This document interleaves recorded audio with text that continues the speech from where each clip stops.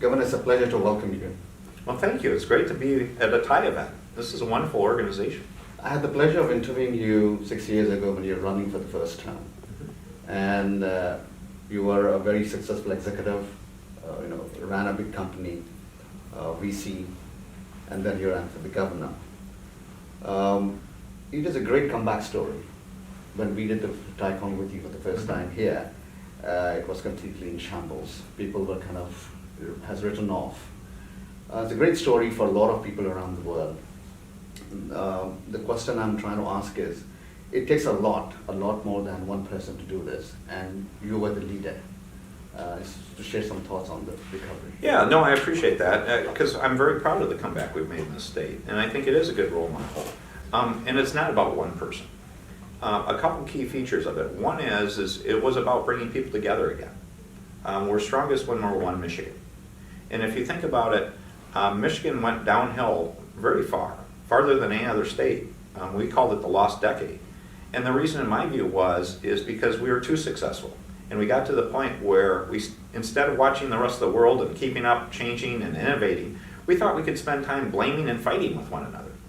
Blame and fighting doesn't solve any problems. And so it was about bringing people back together to understand that we need to solve problems together. And that's where the second part is. I came up with this concept of relentless positive action. No blame, no fighting, don't worry about credit. What's the problem? What's the solution?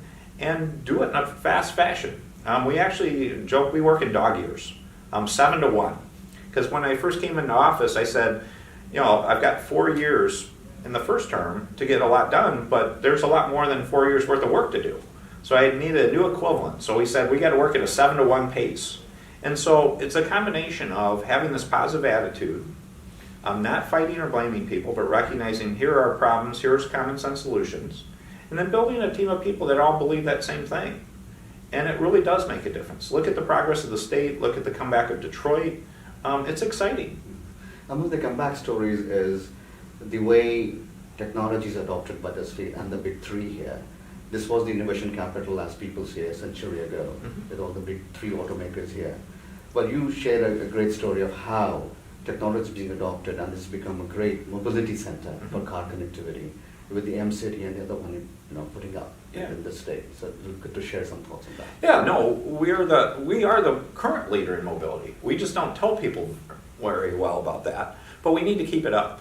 M-City is a great opportunity because it's 30-some acres of the best test place for intelligent vehicles already in the world, and we're going to make it 10 times the size with the American Center for Mobility out at Willow Run, and it'll be fabulous. We'll keep M-City going as very advanced research and then do the development work at the American Center for Mobility, and it's more than that. We actually are looking at all the other infrastructure questions of intelligent vehicles, and I'll give you one illustration. What's going to happen with the insurance industry? How are you going to deal with the fact you may have an autonomous vehicle? And how do you ensure that, and who has the risk? Those are the kind of legal and policy questions that need to be asked along with all the technical questions, and we're going to be a leader in those areas too.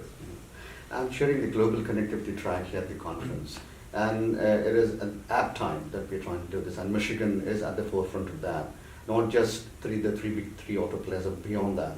As a state, you have to go and showcase and sell to the outside world, and we cannot live in isolation. Instead of moving forward, we're talking about being aggressive. So your thoughts on taking Michigan forward to the world? Yeah, we need to be engaged. It's a lot of cases today, unfortunately, we're in an environment, a lot of people are trying to say we need to make our borders kind of thicker. My view is to be successful, you need to trade with people all around the world, and you need to build relationships.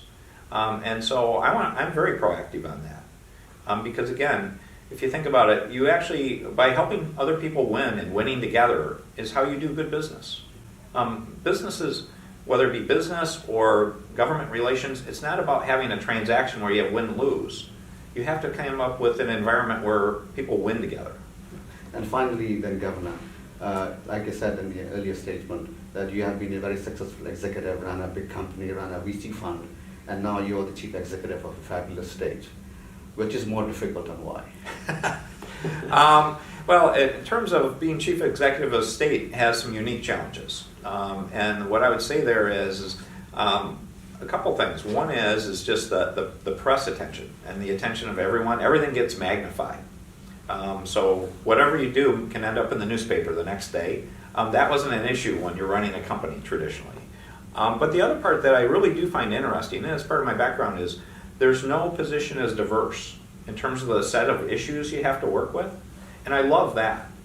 Because if you think about it, we can be sitting here talking about digital world, mobility, all these wonderful topics, and I've had days where the next event would be on a dairy farm.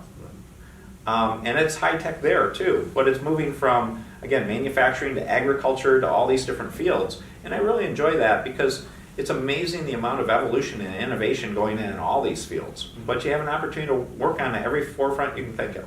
You have been a fabulous governor. It's been a great turnaround story. It's again a pleasure. Thank you so much, sir. Oh, thank you.